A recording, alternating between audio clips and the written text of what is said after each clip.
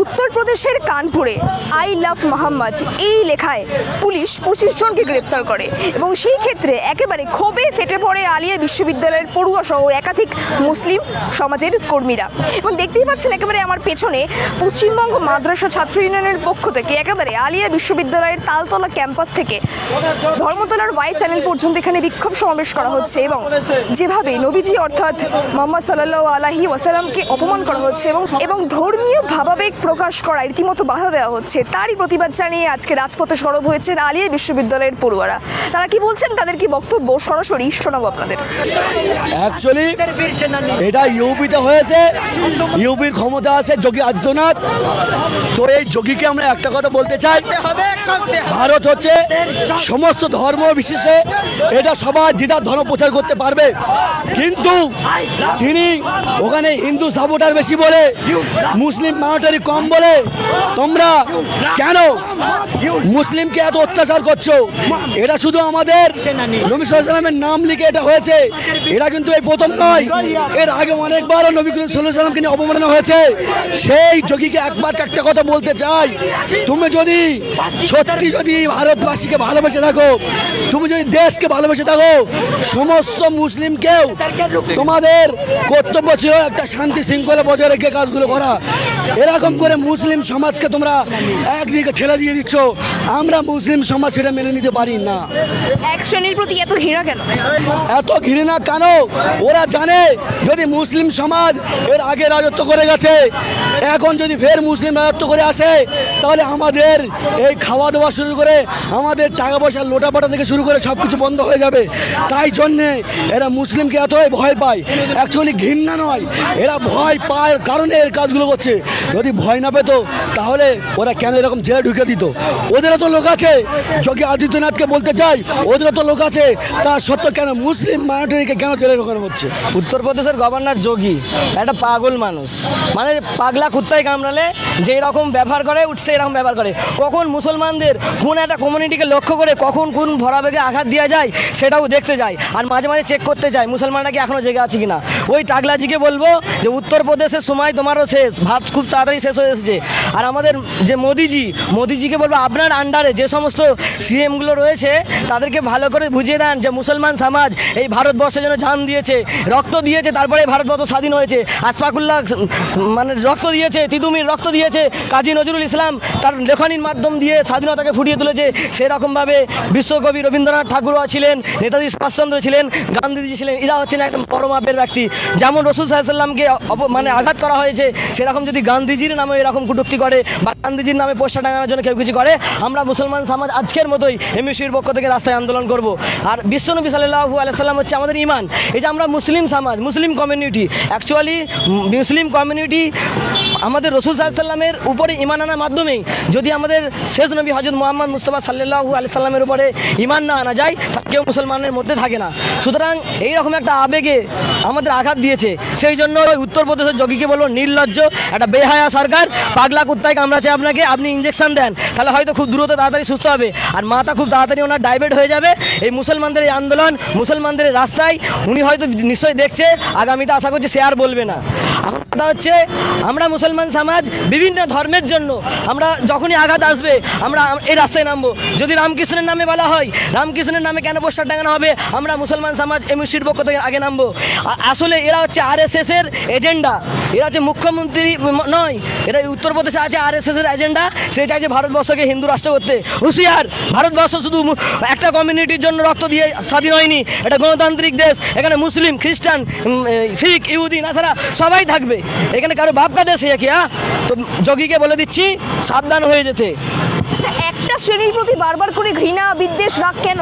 এটা নয়, কিছু উগ্রপন্থীদেরকে খেপিয়ে দেওয়ার চেষ্টা, যাতে করে মানুষের মধ্যে ঝামেলা করে, একটা হিন্দু মুসলমান রাইটস লেগে যায়, দেশ ভাগের একটা অপপরিচালনা, ঠিক আছে? দিয়ে এখন দেশ ভাগ হয়ে যাবে, ভারতবর্ষকে দুটো ভাগ করে দেওয়া হবে, হিন্দুরা হিন্দুদের মতন যেমনভাবে মুসলমানদেরকে মারছে, একদিন সময় আসবে গরিব হিন্দুদেরকেও মারবে। আমরা দেখা যায় যে আমাদের কমিউনিটির মধ্যে এই জিনিসটা নেই, উঁচু নিচু জাত নেই, কিন্তু তারা ওই কিছু পণ্ডিত, যোগী পণ্ডিতের নামে একটা কলঙ্ক, মুসলিম হিন্দুদেরকে ভাগ করছে। একসময় দেখা যেত ভারতবর্ষে গান্ধীজির কাছে মানুষ গিয়ে বসে থাকতো মুসলিম মানুষ, এবং নেতাজির কাছে মুসলিম মানুষ গিয়ে বসে থাকতো, কাজী নজরুল ইসলামের কাছে মুসলিম মানুষ গিয়ে বসে থাকতো। সেই ভারতবর্ষ নেই, সেই ভারতবর্ষকে ফিরিয়ে আনার জন্য মুসলমান সমাজ রক্ত দিতে হলে রক্ত দেবে। আর আমাদের কলিজা ছিঁড়ে যদি বলে মোহাম্মদ সাল্লাল্লাহু আলাইহি সাল্লামের নাম লিখতে, আমরা তৈরি আছি। যোগী যদি বলে একটাকে থানায় ভরবো, তাহলে যোগীকে বললো গোটা ভারতবর্ষে জেলখানা তৈরি করতে। আই লাভ মোহাম্মদ লেখায় পুলিশ গ্রেপ্তার করলো, কি বলবেন? এটা তো খুব দুর্ভাগ্যজনক ঘটনা যে আমরা কোথায় বাস করছি, এটাই তো সব থেকে বড় প্রশ্ন।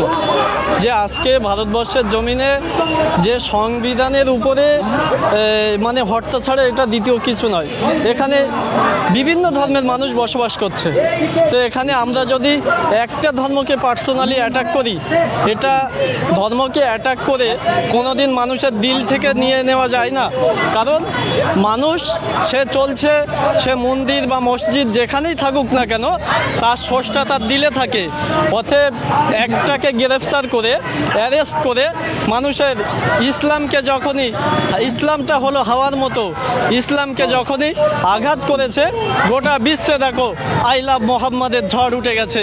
শুধু তাই নয়, এই ইসলামকে যারা নিয়ে বিকৃতি করছে, আমার বিশ্বাস এটা কিছু নয়, আগামী দিন যারা বেধর্মী আছে তাদেরকে আরও সুযোগ করে দিয়েছে। আমি যোগী মোদি তাদেরকে ধন্যবাদ জানাবো যে ইসলামকে জানা বোঝার জন্য বেধর্মীদের আরও সুযোগ করে দিয়েছে। একটি নির্দিষ্ট ধর্মের প্রতি এত রাগ, এত বিদ্বেষ কেন? এটাই যে পৃথিবীতে অরাজকতা দুর্নীতির উপরে চলতে গেলে এই দুর্নীতির বিরুদ্ধে সর্বপ্রথম স্রষ্টা যেনাকে পাঠিয়েছিলেন তিনি হলেন প্রফেট মোহাম্মদ সাল্লাল্লাহু আলাইহি ওয়াসাল্লাম। তিনি বার্তাবাহক বা মেসেঞ্জার হিসাবে স্রষ্টা তাকে পাঠিয়েছেন। তাই ওদের রাগ হলো যে মোহাম্মদ সাল্লামের উপরে, তার নীতির উপরে, তার আদর্শের উপরে। কারণ মোহাম্মদ সাল্লাম তিনি মানুষ রূপে এসেছিলেন আমার আপনার মতো একজন, কিন্তু তেনার উপরে কেন রাগ? তেনার উপরে রাগ নয়, কারণ আমরা তো সবাই মানুষ। তার আদর্শের উপরে রাগ। তার আদর্শ মানুষকে লুণ্ঠন করা যাবে না, মানুষকে কোনো রকম অন্যায় অত্যাচারভাবে ভোগ করা যাবে না। এই জন্যই তারা মূলত নবী মোহাম্মদুর রাসূলুল্লাহ সাল্লাল্লাহু আলাইহি ওয়াসাল্লামের নীতি আদর্শের বিরোধী। মোহাম্মদ সাল্লাম লেখার কারণে শুধুমাত্র গ্রেপ্তার ওখানকার পুলিশ প্রশাসনকে, যোগী যে ওখানকার মুখ্যমন্ত্রী তিনি অত্যন্ত ঘৃণিত, লজ্জিত বা অন্য মুসলিম বিদ্বেষী কাজ তিনি একাধিকবার করে চলেছেন। সুতরাংভাবে সেটা আমরা দেখতে পাই যে বিভিন্ন ধর্মগুরু বা বিভিন্ন মহামানব যারা এসেছে অন্য ধর্মে, তাদের নাম লেখা হয় বা তাদের নাম লেখা টাঙানোর কারণে কোনোরকমভাবে এফআইআর বা অন্যান্য কোনো ত্রুটি আসছে না। কিন্তু প্রত্যেকবার শুধু উত্তরপ্রদেশে নয়, পৃথিবীর বিভিন্ন প্রান্তে মুসলিমদের নামে অত্যাচারিত, লাঞ্ছিত, বঞ্চিত আজকে মুসলমানরা একটাই কারণ, শুধু মুসলমান বিদ্বেষী থাকার কারণে। প্রফেট মোহাম্মদ সাল্লাল্লাহু আলাইহি ওয়াসাল্লাম একজন শান্তির বাহক ছিলেন। তিনি কখনো অরাজনৈতিক বা হাঙ্গামা করার জন্য তিনি পৃথিবীতে কখনো আসেননি। তিনি এসেছেন মানবতার শান্তির বার্তা নিয়ে। সুতরাং মোহাম্মদ সাল্লাল্লাহু আলাইহি ওয়াসাল্লামের নামে যারা কটূক্তি করবে, আমাদের জীবনে এক বিন্দু রক্ত থাকতে আমরা তাদের ছেড়ে কথা বলছি না এবং বলবো না। উত্তরপ্রদেশে যে ঘটনাটা হয়েছে শুধু তো মুসলমানদের কলিজায় আঘাত লাগেনি, কারণ তিনি শুধু হিন্দুর নবী ছিলেন না, খ্রিস্টানের নবী ছিলেন না, জৈনের নবী ছিলেন না, তিনি মুসলমানের নবী ছিলেন। যার যেমন সবার, সূর্য যেমন সবার, সেরকম নবী পাক সাল্লাল্লাহু আলাইহি ওয়াসাল্লাম তিনিও সবার। কারণ তিনি মানবতার মুক্তির দূত, তিনি শান্তি এনেছিলেন। তার আগে যিনি 570 খ্রিস্টাব্দে যখন আসেন, তার আগে যে যুগটা ছিল সেখানে নারীদের উপর অত্যাচার করা হতো, শিশুদের উপর অত্যাচার করা হতো, বহু কাজ হতো। সেই কালো যুগটাকে যিনি আলোকিত করেছিলেন, যার মধ্য দিয়ে তিনি হলেন আকায়ে নামদার আহমদে মুস্তফা। তো যিনি আলোকিত করেছে, তার সামনে যখন কথা বলে, শুধু মুসলমানদের কলিজায় রক্তক্ষরণ হয় না, এই রক্তক্ষরণটা হয় মানবতার, যাদের মধ্যে মনুষ্যত্ব বোধ আছে তাদের মধ্যেই এই রক্তক্ষরণ হয়। তো তাই আমি বলতে চাই, ওই যে ঘটনাটা ঘটেছে খুবই নিন্দনীয় ঘটনা, এবং এটা শুধু মুসলমানদের জন্য নয়। আজকে মুসলমানরা বেরিয়েছে বলে যে মুসলমানদের অন্তঃক্ষরণ হয়েছে তা কিন্তু নয়, এটা সকল মনুষ্যত্ব মন যাদের আছে তাদের সকলের রক্তক্ষরণ হয়েছে। তাই আজকের আমাদের ওটা নিন্দা জানাচ্ছি, এবং আমি মোল্লা জালালউদ্দিন এই বলে শেষ করছি। আমরা দেখতে পারি যে হযরত মুহাম্মদ সাল্লাল্লাহু আলাইহি ওয়াসাল্লাম হলেন আমাদের সকলের নবী। তিনি বিশ্বজাহানের নবী, শুধু মুসলিমদের জন্য নয়, তিনি বিশ্ব নবী। তাই আমরা এখানে বলতে চাই যে এই ঘটনাটা ঘটেছে কোনো দিক দিয়েই নৈতিক ঘটনা নয়। তাই যেভাবে কানপুর পুলিশ এই 9 জনকে অ্যারেস্ট করেছে, তাদের নামে এফআইআর করেছে, আমরা চাই যে তাদেরকে অতি দ্রুত যেন তাদের উপর থেকে এই এফআইআরকে সরিয়ে নেওয়া হয়। এবং আই লাভ মোহাম্মদ লেখাটা যদি ক্রাইম হয়ে থাকে, তাহলে সমস্ত ধর্মের যারা প্রধান আছেন, যারা যাজক আছেন, তাদেরকেও আমরা বলবো যে তাদের নাম নিয়ে যখন গাড়িতে বা তাদের নাম নিয়ে যখন র্যালি করা হয় তাদেরকে গ্রেফতার করা হয় না কেন? তাদের নামে এফআইআর কজনের নামে হয়েছে? কেন মুসলিমদের উপরে এত বিদ্বেষ? এটা আমরা কানপুর পুলিশকে ধিক্কার জানাই এবং তাদের কাছ থেকে এফআইআরটা তুলে নেওয়ার জন্য আমরা এই মিছিলটা বার করেছিলাম। এই যে একটা সাংবিধানিক বিরোধী যে একটা কাজ করা হয়েছে, এটাকে আমরা খুবই ধিক্কার জানাই। আর এই ধিক্কার জানানোর জন্যই আমরা আজকে এই মিছিলটি বার করেছি, যাতে এখান থেকে আমরা পুরো সংবাদটা পৌঁছে দিতে পারি দিল্লি পর্যন্ত। শুধু দিল্লি নয়, পুরো বিশ্বব্যাপীকে আমরা এটা পৌঁছে দিতে চাই যে দেখুন আজকে আমাদের ভারতে কেমন সাংবিধানিক বিরোধী কাজ করা হচ্ছে। শুধুমাত্র একটি শ্রেণীর প্রতি এত ঘৃণা বিদ্বেষ কেন? এই তো এটা শুধু সংখ্যালঘু বলেই আমাদের উপরে এত বিদ্বেষ। এটা যদি কোনো হিন্দু ধর্মের বা সনাতনী ধর্মের যদি কেউ এই কথাটা বলতো তাদের ধর্মগুরুকে নিয়ে, এটা কিন্তু কখনোই করা হতো না। শুধুমাত্র মুসলমানদের উপরেই কোলকাছা করা হচ্ছে, তাদেরকেই শুধুমাত্র টার্গেট করা হচ্ছে। কারণ একটাই, তারা হচ্ছে সংখ্যালঘু। যোগীকে নিয়ে বলার কিছু নেই। মাতা ও নিজের মতো যা ইচ্ছা করবে, ওর নিজেকে স্বৈরাচারী রাজার মতো কাজ করে যাচ্ছে। ওদের নিয়ে আমার কোনো কমেন্ট নেই।